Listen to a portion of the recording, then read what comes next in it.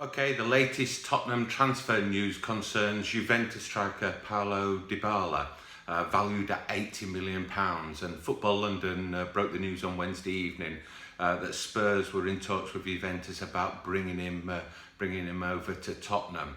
Now, we're going to have a look at who is he, where's he been, is he any good? We're going to have a good look at his stats. I've also done a full stats comparison between Kane, Son and Dybala, so you can see how he measures up against the two current strikers, and really discuss why he wants to leave Juventus, what's gone wrong there, and more importantly, is he going to be the right fit for Tottenham? Because you'll see he's a very, very, very good player. So we'll have a good delve into that. Now, just before I get started, I like to keep a football journal of all the matches I watch throughout a season.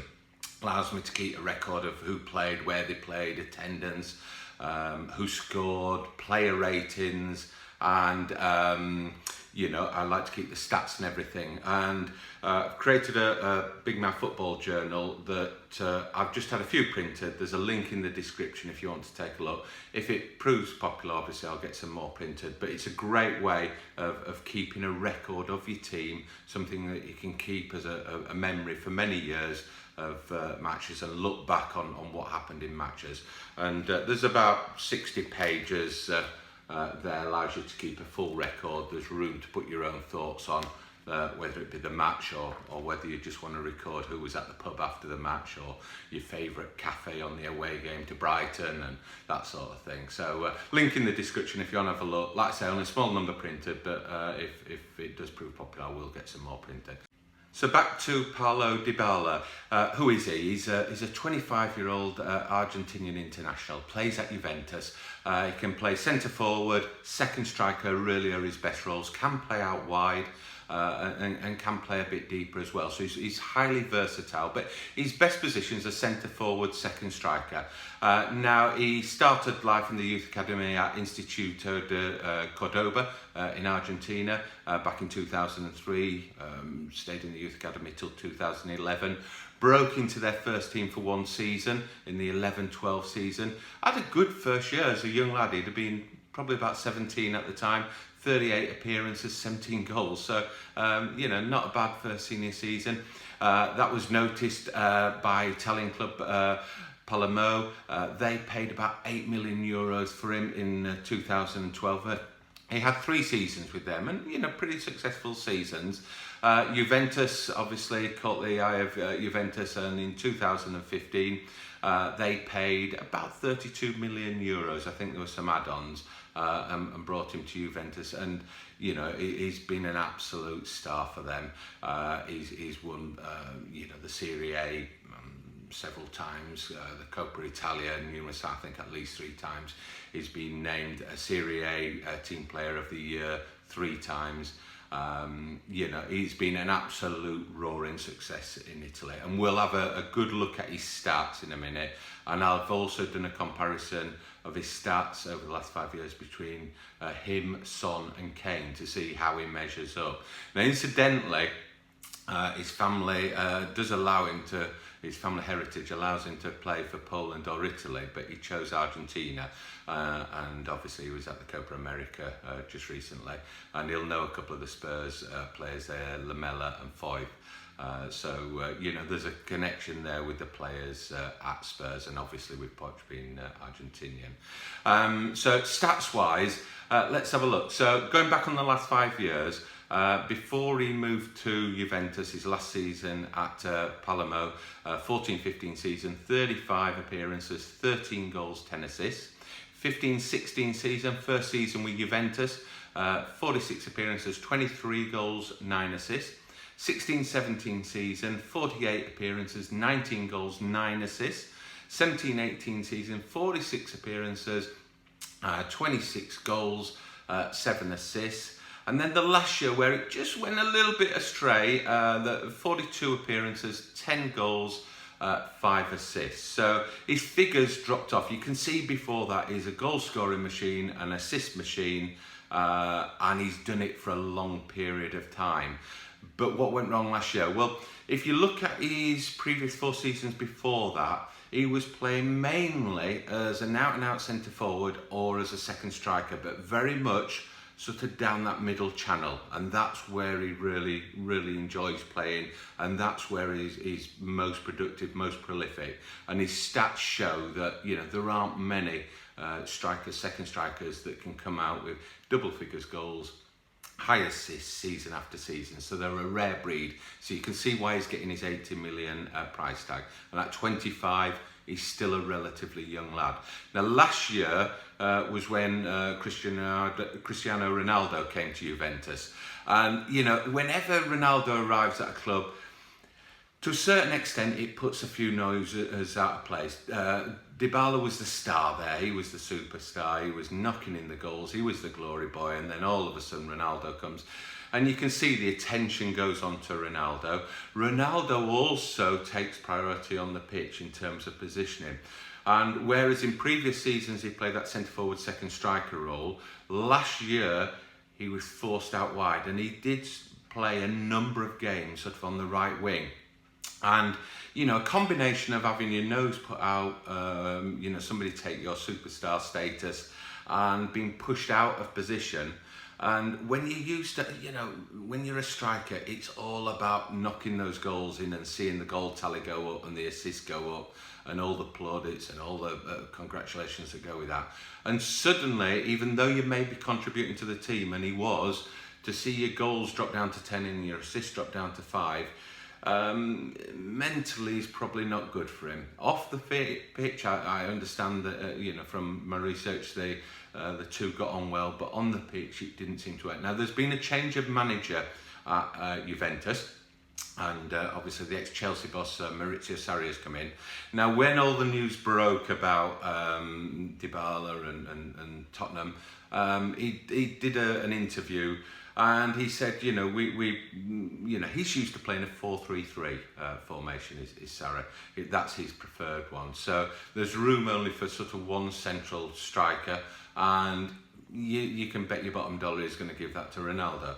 So he was talking about playing more a 4-3-1-2 formation, purposely to put Dybala in alongside Ronaldo as two central up front strikers. Now, whether he will, whether it's all talk, who knows? So that's a decision Dybala's got to make. Now we'll come back to that in a minute, because, you know, as a player he's going to decide whether he wants to stay at Juventus with the new manager and you know, try and bag a spot in that central attacking role, or does he switch clubs to someone like Juventus? Now, you know, there's other clubs involved and interested, as Man United, Bayern Munich, PSG, all linked. You know, he's a top forward, and when you've got somebody that can bang in the goals and assist like he does, he's going to have a lot of people looking at him. But before we just have a look at the choices there for him, we just have a look at his stats, and his stats compared to Harry Kane and Son, to see how he measures up there. Now, I've done three columns: appearances, goals and assists, where I've looked at the three players. So you've got under appearances, you've got Dybala, Kane, Son, and you can see the first thing I look for is are they all, you know, are they playing lots of matches? What you don't want to take is a player that is injury prone and you know, can't play these 35, 40, 45 games a season. And you can see straight away he is. He's picked up the odd hamstring injury, but nothing that would worry you. In terms of goals, you can see, I mean, Harry Kane, when you actually put his figures down on paper, you see how good he is. Look at those goals in the last 5 seasons: 24, 41, 35, 28, 31. So Dybala is not as prolific goal scorer as Kane. When you look at him compared to Son, if you take out the last season where he was perhaps playing wide, he measures up pretty well against Son in terms of goals. When you go to the assists, you know, he's probably slightly better assister than Kane, but, you know, Kane is a goal scorer. In terms of Son, I would say Son's a slightly better assister than Dybala. But overall, if you look at the three players, you know, they measure up pretty well in terms of goals and assists. Yes, Kane's a slightly better goal scorer. Son's probably slightly better on assists. So you've got to say to yourself, is he good enough to displace Kane? Is he good enough to displace Son? Now, looking at the stats, he's a superb player, but he's not. He's not going to suddenly come into the team and knock Kane out of the team or knock Son out of the team and keep them out permanently. There's possibly a rotation there, and we'll discuss whether he would want to be involved in some form of rotation. We'll also just have a look internationally, because he played for Argentina. Now, internationally, he doesn't stack up particularly impressively. 24 appearances, 2 goals, 4 assists. Again, you look at Harry Kane, prolific on the goal scoring, 39 appearances, 22 goals, 6 assists. And Son, 80 appearances, a lot of international appearances there, 24 goals, 12 assists. So you can see that internationally it hasn't just quite worked for him. So, you've also got to look at the Serie A league and the Premiership, because when you go from the Serie A to internationally, you're playing against world-class defenders all the time. Now, I feel the Premiership is a step up to the Serie A, and the quality of play, and it's a harder league. Is there a chance that he might just struggle to get the same goal tally and assist? Now, I'm not suggesting that it'd be a flop. This guy's produced the figures year after year after year after year. He's not a one-season wonder that suddenly just come in last year and everybody slaps a 90, 80 million, 70 million price tag on his head because he's a young, fast, quick lad with one good season. He's done it year after year after year. But the biggest problem he had last year was being pushed out wide at Juventus.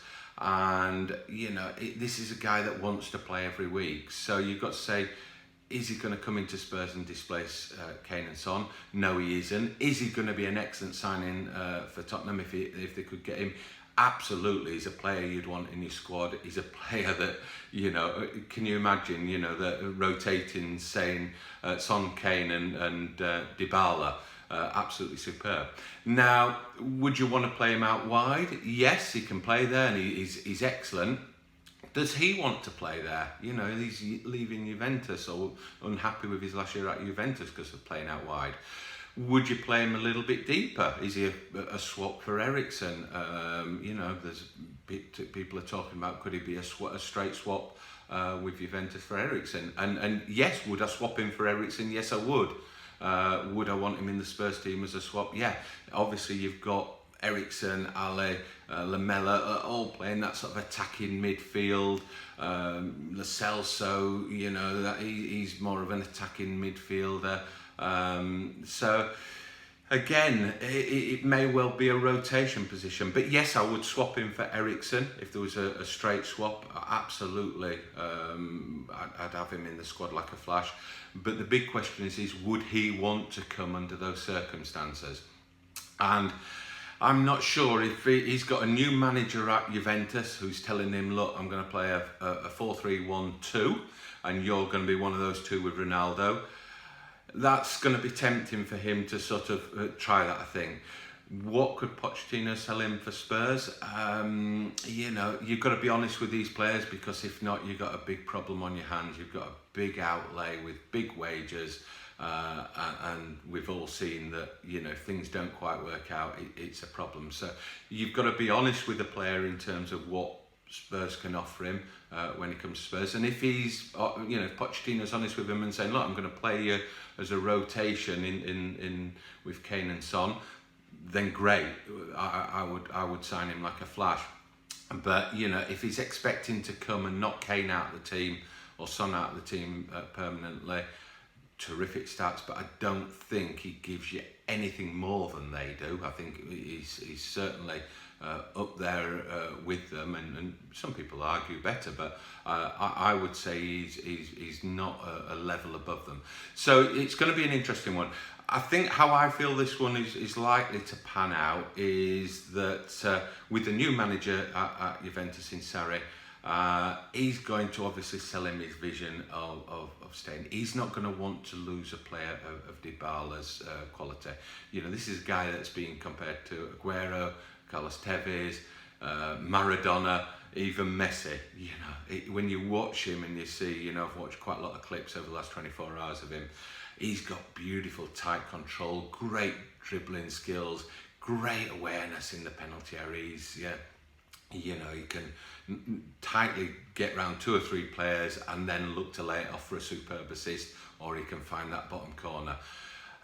Looking at what coaches have said about him in the past, they talk about words like determined and great attitude, and he plays with passion. So I don't think he's going to be one of those players that goes missing in a team. So I can't see Juventus wanting to lose him, and I think they'll sell him with the new manager, the vision of playing up front in a central role with Ronaldo.